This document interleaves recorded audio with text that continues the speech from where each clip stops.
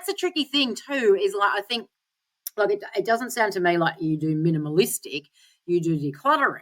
So, Yeah. but I guess the less you start with, the less you have to worry about then too, though. Yeah. And I think it's a hard conversation. Don't get me wrong. I remember I told my mother-in-law we didn't want her bag of stuff arriving, and she'd arrive with like lots and stuff that she'd gotten from garage sales and op shops. And she just thought more was more. And then we had to sort of say, how about we let you know what Lego model, my son would like so he could get what he wanted rather than 50 things that we didn't want.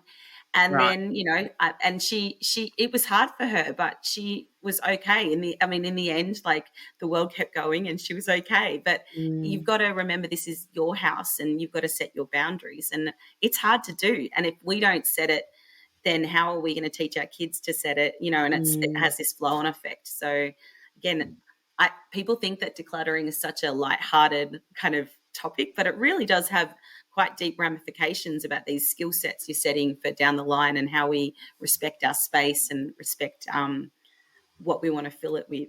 I mean, I know for some of my clients, when they get a lot of presents for their kids and they don't want to get rid of them, they might either put them away and have like what they call a rainy day box. And maybe we might call it now the COVID break. Lockdown.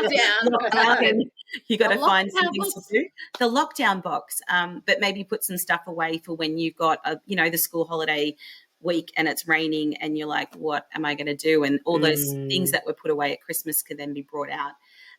Maybe you put them away and then maybe re-gift them if you got too many. I mean, let's not be, our kids just they won't remember. Like a couple of months later, they'll probably forget what they were put away anyway.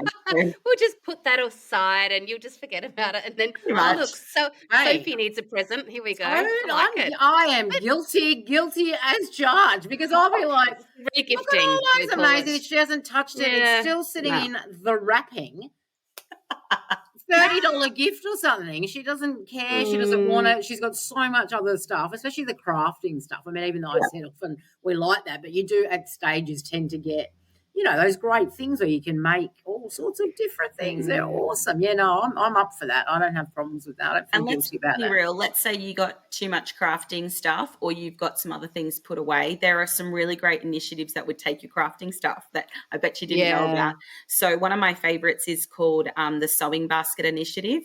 And so anything to do with craft, more grown-up craft, but they'd still take the other things to do with scrapbooking, sewing, any of those needleworks and stuff. So even like half-done kits. So like if you've half done a tapestry or a needlecraft and then you're bored, you can donate it and they will be able to sell it at their Sewing Basket op shop, which is like basically an op shop for craft things. Amazing. And all the people who work there have got disabilities and it helps them get a job. I mean, it's like a beautiful win-win.